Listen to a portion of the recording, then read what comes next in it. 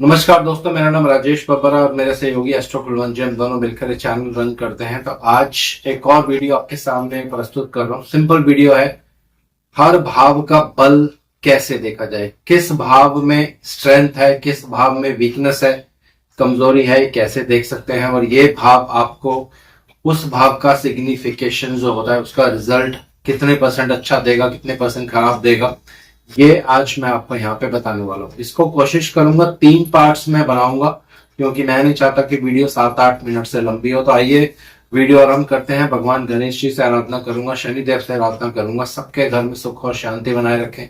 अगर आप हमारे चैनल पर नए हैं तो प्लीज सब्सक्राइब जरूर करिए। तो चलिए, आज सिंपल टॉपिक है, भाव का बल कैसे देखा जाए। हालांकि इसको देखने के बहुत सारे नियम जो है बीपीएचएस में दिए गए हैं, और सर्वात चिंतामणि बहुत अच्छी एक बुक है, उसमें भी दिए गए हैं। लेकिन मैं आपको सिंपल तरीके से बताऊंगा कि भाव का बल हम कैसे देखते हैं।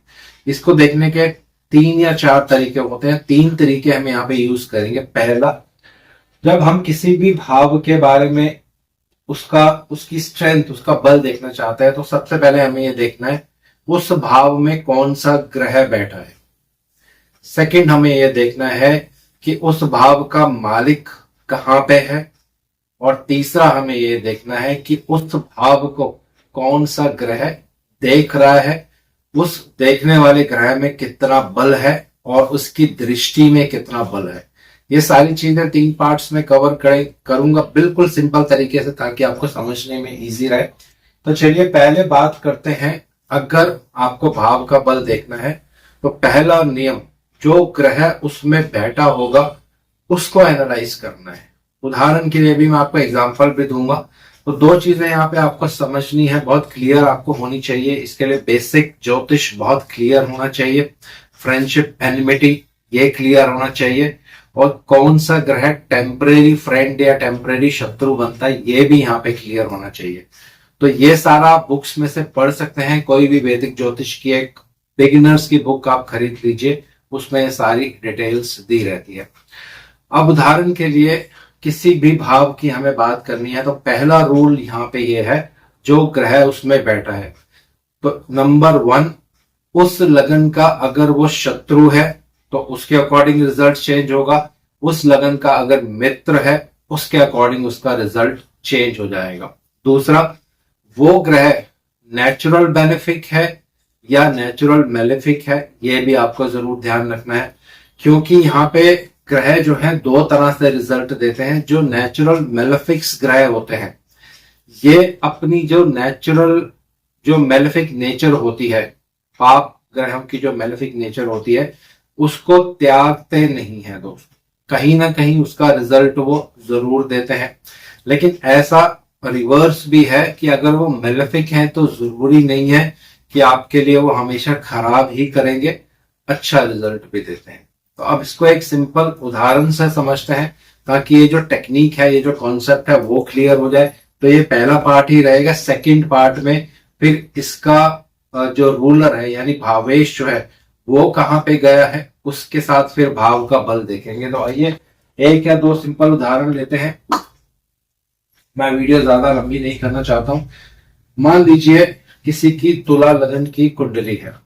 अब तुला लगन में भगवान शनिदेव जो है, ये योग कारक प्लैनेट होते हैं। अब योग कारक कैसे होते हैं, कुछ लोग यहाँ पे नए भी होंगे जो पहली बार इस वीडियो को देख रहे होंगे, ज्योतिष में अभी नए हैं, इतना उनको डीप ज्ञान नहीं है। तो यहाँ पे आएगा 8, 9, 10, 11। यहाँ पे आएगा 10, 8, 9, 10 और ये 11। ये जो होता है ये त्रिकोण भाव होता है, ये जो होता है ये केंद्र भाव होता है।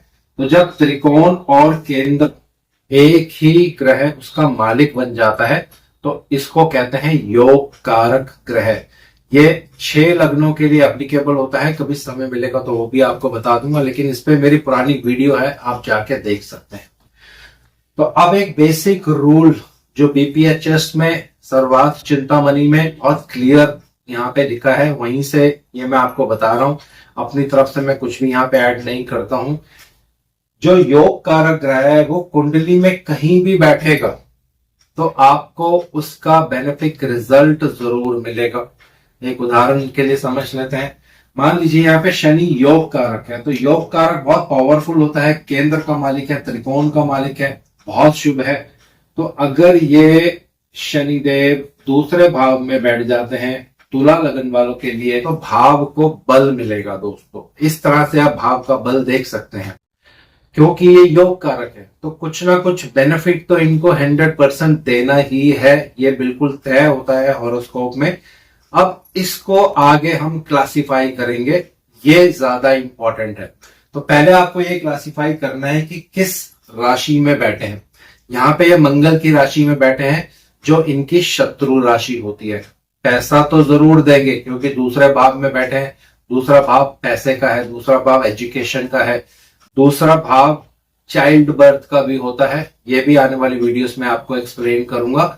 दूसरा भाव आपका स्टेटस है, दूसरा भाव आपके बोलने का है, ऑर्नामेंट्स, ज्वेलरी, खाने पीने का भाव है। बहुत सारी चीजों के कारकत्व जो है एक भाव से लिए जाते हैं। तो ये शनिदेव आपको पैसा तो जरूर देंगे क्योंकि योग कारक है, लेकिन रुकावटों के साथ, प्रॉब्लम्स के साथ, हार्ड वर्क के साथ, ये आपको यहाँ पे जरूर एनालाइज कर लेना है। भाव को बल तो मिल गया क्योंकि योग कारक ग्रह सेकंड हाउस में आ गए, तो पैसे के लिए तो अच्छा हो गया। लेकिन शनि देव जो है ये शत्रु राशि में बैठे हैं, तो स्ट्रगल्स, मेहनत, बहुत जिम्मेवारी के साथ काम करने के बाद आपको धन की प्राप्ति होगी। अब इसका उल्टा एक और टेक्निक है, वो समझ लेते हैं। क्योंकि ये नेचुरल मेलेफिक ग्रह हैं, हालांकि योग कारक हैं तो शुभ है, लेकिन ये नेचुरल मेलेफिक हैं। तो जैसे मैंने अभी वीडियो के स्टार्टिंग में आपको बताया था, जो नेचुरल मेलेफिक ग्रह होते हैं वो अपना जो नेचुरल पाप प्रभाव होता है उसको त्यागते नहीं है दोस्तों। और यहाँ पे बेनिफिक रिजल्ट तो शनि देंगे, पैसा आपको देंगे अपनी दशा अंतर दशा में, लेकिन जो उनका पाप प्रभाव है वो क्या होगा? स्ट्रगल, जिम्मेवारी, मेहनत, ये आपसे बहुत करवाएंगे, उसके बाद आपको धन की प्राप्ति होगी। या एजुकेशन बहुत अच्छी दे देंगे क्योंकि सेकंड हाउस एजुकेशन का है, कोई टेक्निकल एजुकेशन आपको दे देंगे, लेकिन रुकावटों के साथ, प्रॉब्लम्स के साथ। तो दोनों तरह से जो है प्लैनेट अपना रिजल्ट देता है। खासकर ये मेलेफिक ग्रहों के लिए एप्लीकेबल होता है। तो कुंडली में ध्यान से आपको हर भाव को एनालाइज करना है, क्योंकि जब तक आपको भाव का बल देखना नहीं आएगा तो उस भाव से रिलेटेड आप प्रेडिक्शन नहीं कर पाओगे। यही अगर शनि देव की यहाँ पे महादशा चल रही होगी तो फिर प्रेडिक्शन करने में आपको बहुत इजी हो जाएगा दोस्तों। जहां बैठेंगे उसको प्रमोट करेंगे, लेकिन जो रिवर्स मैंने बताया वो भी जरूर एप्लीकेबल होगा। अब इसको एक दूसरे ढंग से समझते हैं। नेचुरल शुभ ग्रह जो होते हैं, बृहस्पति, शुक्र, एक शुभ चंद्रमा, एक शुभ बुधदेव, ये भी अपने अच्छे रिजल्ट्स देते हैं। लेकिन अब कई कई कुंडलियों के लिए आप देखेंगे, जैसे अगर धनु लगन की कुंडली लेते हैं फॉर एग्जाम्पल, अगर हम धनु लगन की कुंडली यहाँ पे लेंगे तो उसके लिए शुक्र जो है बहुत मेलेफिक ग्रह बन जाते हैं। तो आइए इसको थोड़ा सा समझ लेते हैं कैसे। अगर हम धनु लगन की कुंडली लेंगे, उसके लिए शुक्र 10, 11, 12, 1, 2 दूसरे भाव, छठे भाव के मालिक बनेंगे, 3, 4, 5, 6, 7 और 11वें भाव के मालिक बनेंगे। दोनों ही बड़ा भाव जो हैं खराब माने जाते हैं। और इस लगन के लिए जैसे मैंने पहले आपको बताया, ये आपको जरूर देखना है कि शुक्र एक मेलेफिक ग्रह बन जाएंगे।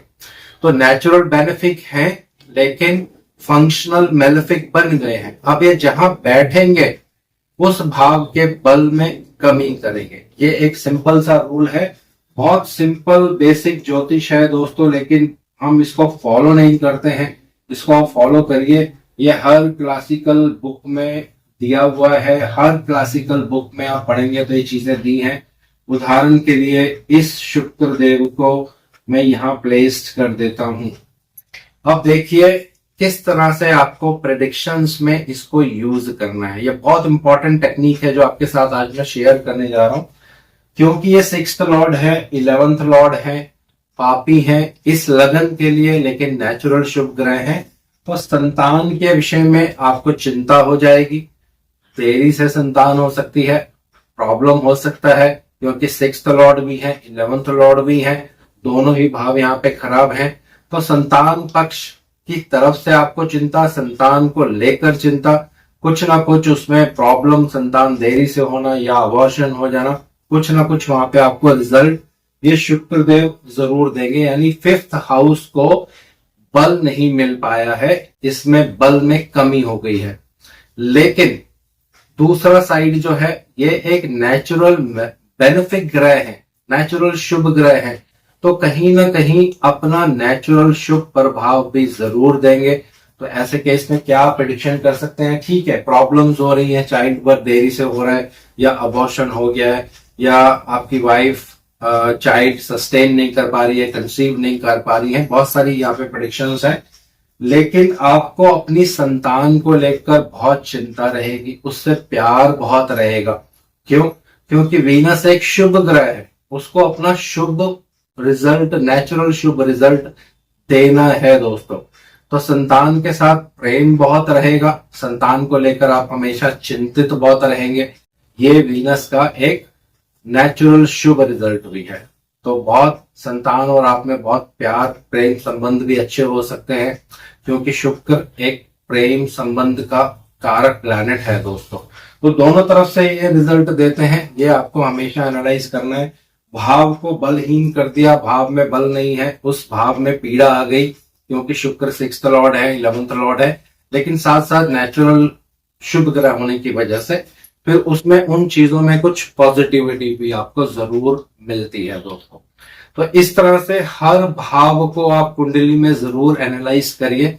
जब भी आप एक कुंडली देखते हैं, इस विधि को जरूर फॉलो करिए, हर भाव को एक एक करके आप एनालाइज करिए और देखिए फिर जो आपकी दशा चल रही है या अंतर दशा चल रही है, वो किस भाव से रिलेटेड है, तो आप एकदम से अच्छी सटीक प्रेडिक्शंस करने में सक्षम हो जाएंगे दोस्तों। तो आज इस वीडियो को यहीं विराम दे रहा हूं। जैसे मैंने बताया था कि 3 पार्ट्स में इसको मैं बनाऊंगा, कोशिश करूंगा 2 पार्ट्स में इसको खत्म कर दूंगा। तो नेक्स्ट वीडियो के लिए आप थोड़ा सा इंतजार करिए, कल या परसों में अपलोड हो जाएगी। ऑलरेडी मैंने बना दी है वीडियो। तो समाप्त करने से पहले मैं आपसे आग्रह करता हूं, हमारे चैनल को सब्सक्राइब करिए, और अगर आप हमारी क्लासेस ज्वाइन करना चाहते हैं तो हमसे कांटेक्ट जरूर करिए दोस्तों। धन्यवाद। जय श्री राम।